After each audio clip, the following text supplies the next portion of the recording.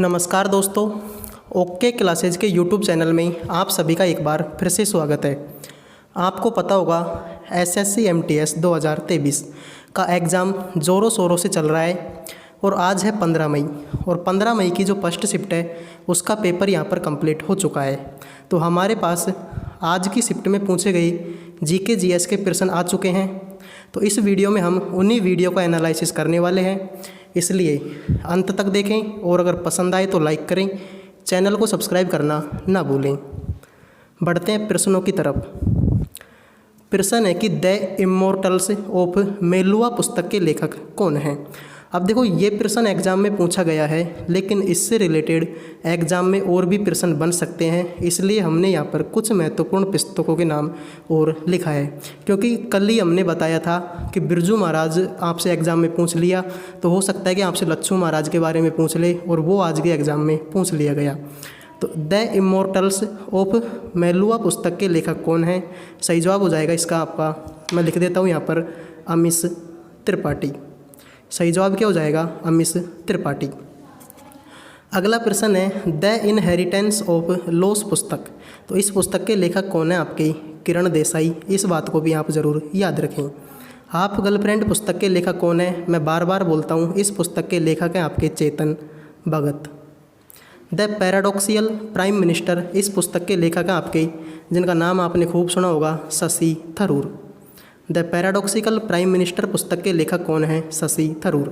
अगला प्रश्न है डिस्कवरी ऑफ इंडिया। ये एक ऐसी पुस्तक है जो बार बार एग्जामों में पूछी जाती है और उसके लेखक हैं आपके जवाहरलाल नेहरू।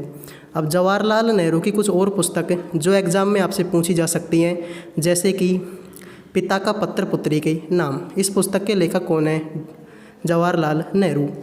अगला प्रश्न है अभिज्ञान शाकुंतलम। इस पुस्तक के लेखक कौन है आपके, कालिदास। इस पुस्तक के लेखक कौन हो गए, कालिदास। गांधी एंड स्टालिन, ये भी एक ऐसी पुस्तक है जो आपके एग्ज़ाम में छपने की प्रबल दावेदारी रखती है। तो इस पुस्तक के लेखक कौन है आपके, लुईस फिशर। इस बात को भी आप ज़रूर याद रखें। तो देखो, एक प्रश्न एग्ज़ाम में पूछा था और उसके आधार पर कुछ महत्वपूर्ण पुस्तक हमने यहाँ पर लिखी, ताकि आगे आने वाली शिफ्टों में आपको कोई तकलीफ ना हो। तो द इमोर्टल्स ऑफ मेलुआ पुस्तक के लेखक कौन है आपके, अमीश त्रिपाठी। अगली स्लाइड पर बढ़ें तो फुल फॉर्म पूछिए हमसे, साई यानी कि SAI की फुल फॉर्म क्या होती है। अब देखो, इसकी दो फुल फॉर्म होती है। अब आपके एग्ज़ाम में कौन सी है वो आप देख लेना। एक तो साई की फुल फॉर्म होती है आपके सर्विंग एरिया इंटरफेस, एक होती है सर्विंग एरिया इंटरफेस, और एक दूसरी फुल फॉर्म होती है स्पोर्ट्स अथॉरिटी ऑफ इंडिया। तो दोनों की दोनों आप याद कर लें। एक तो होती है सर्विंग एरिया इंटरफेस और दूसरी होती है स्पोर्ट्स अथॉरिटी ऑफ इंडिया। अब हो सकता है कि आपसे नाबार्ड की फुल फॉर्म भी पूछ ले। तो नाबार्ड की फुल फॉर्म होती है national board of agriculture and rural development. इस बात को आप ज़रूर याद रखें। नाबार्ड की फुल फॉर्म होती है national board of agriculture and rural development. GPS की फुल फॉर्म भी अगर आपसे पूछ ले तो GPS की फुल फॉर्म होती है global positioning system, global positioning system. IPL की फुल फॉर्म की बात करें तो IPL की फुल फॉर्म अगर आपसे पूछ ले तो इसकी फुल फॉर्म होती है इंडियन प्रीमियर लीग। GDP की फुल फॉर्म अगर आपसे पूछ ले तो इसकी फुल फॉर्म होती है ग्रॉस डोमेस्टिक प्रोडक्ट, और ये एग्ज़ाम में बार बार पूछी जाती है। GDP की फुल फॉर्म क्या होती है, ग्रॉस डोमेस्टिक प्रोडक्ट। HTTP की फुल फॉर्म अगर आपसे पूछ ले तो इसकी फुल फॉर्म होती है hyper text transfer protocol. HTTP की फुल फॉर्म होती है hyper text transfer protocol. LED की फुल फॉर्म अगर आपसे एग्ज़ाम में पूछ ले तो LED की फुल फॉर्म होती है लाइट इमिटिंग डायोड। LED की फुल फॉर्म होती है लाइट इमिटिंग डायोड। तो आई होप इस स्लाइड में जो भी फुल फॉर्म थी वो आपको क्लियर हो गई होंगी। जैसे कि साई की फुल फॉर्म दो होती है, एक तो होती है सर्विस एरिया इंटरफेस, दूसरी होती है sports authority of India. NABARD की फुल फॉर्म होती है national board of agriculture and rural development. GPS की होती है ग्लोबल पोजीशनिंग सिस्टम। IPL की होती है इंडियन प्रीमियर लीग। GDP की होती है ग्रॉस डोमेस्टिक प्रोडक्ट। HTTP की होती है हाइपर टेक्स्ट ट्रांसफ़र प्रोटोकॉल और LED की होती है लाइट इमिटिंग डायोड। अगली स्लाइड पर बढ़ने से पहले अगर आपको वीडियो पसंद आया हो तो इसको लाइक करें और चैनल को सब्सक्राइब करना ना भूलें। अगली स्लाइड की बात करें तो यहाँ पर आपके प्रश्न पूछा गया है कि आमदनी अगर 9 लाख रुपए से ज़्यादा की हो तो कितने प्रतिशत टैक्स देना होता है। तो देखो पूरी डिटेल यहाँ की लेकर आए हैं। यहाँ पर जिन टैक्स पेयर्स की आय अगर 6 लाख से है तो उनको टैक्स कितना देना पड़ेगा, 10%। अगर उनकी आय 9 लाख से 12 लाख है तो उनको टैक्स देना पड़ेगा 15%। अगर 12 से 15 लाख है तो टैक्स देना पड़ेगा 20%। और अगर 15 लाख से ज़्यादा है तो टैक्स देना पड़ेगा 30%।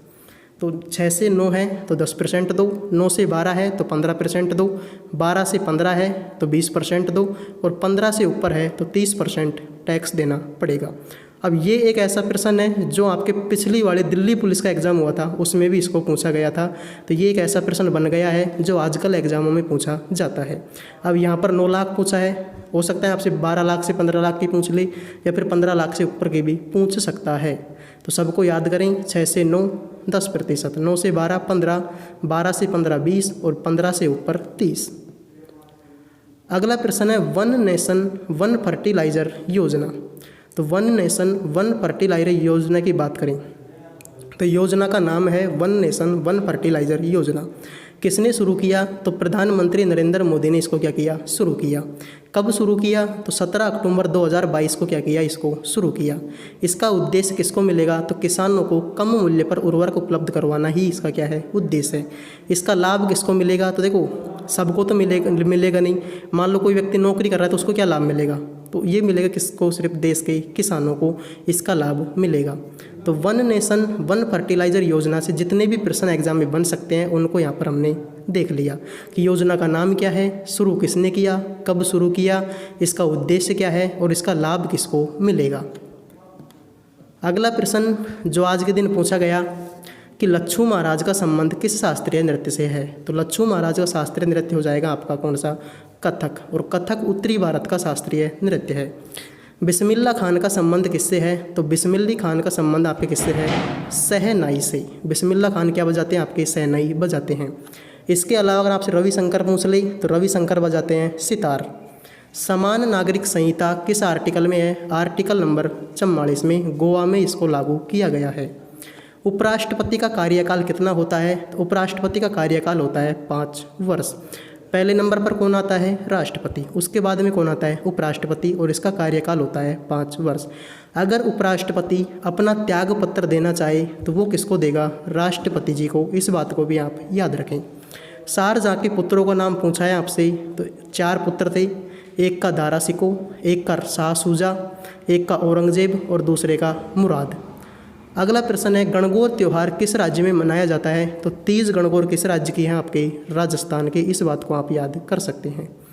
1857 की क्रांति में लखनऊ का नेतृत्व किसने किया, तो लखनऊ का नेतृत्व 1857 की क्रांति में किसने किया था, बेगम हजरत महल ने। बेगम हजरत महल ने किया था 1857 की क्रांति में लखनऊ का नेतृत्व। तो आई होप इस स्लाइड के प्रश्न आपको क्लियर हुए होंगे। मैं एक बार वापस रिपीट कर देता हूँ। लच्छू महाराज का संबंध कथक, बिस्मिल्लाह खान शहनाई, समान नागरिक संहिता 44, उपराष्ट्रपति का कार्यकाल 5 वर्ष, शाहजहाँ के पुत्र 4 पुत्र हैं, दारा शिकोह, शाह शुजा, औरंगजेब और मुराद।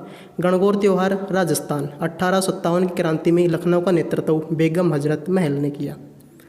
अगला प्रश्न जो आज के दिन पूछा गया, अलकनंदा और भागीरथी नदी मिलकर कौन सी नदी बनाती हैं, तो इनका संगम होता है देवप्रयाग में और नदी बनाती है कौन सी, गंगा नदी। प्रयाग कितने हैं, 5 प्रयाग, जैसे कि देवप्रयाग हो गया, नंद प्रयाग हो गया, विष्णु प्रयाग हो गया, कर्ण प्रयाग हो गया। इस तरीके से टोटल प्रयाग कितने हैं आपके, 5। प्रधानमंत्री परिवार कल्याण योजना कब शुरू हुई, तो इसको शुरू किया गया मार्च 2020 में, कोरोना काल के दौरान। तो आज की जो 15 मई की फर्स्ट शिफ्ट थी उसमें इतने जो प्रश्न पूछे गए उनको हमने यहाँ पर देखा। तो आई होप आपको ये वीडियो पसंद आया होगा। अगर पसंद आया हो तो इसको लाइक करें, चैनल को सब्सक्राइब करना ना भूलें। मिलते हैं नेक्स्ट वीडियो में, तब तक के लिए जय हिंद जय भारत।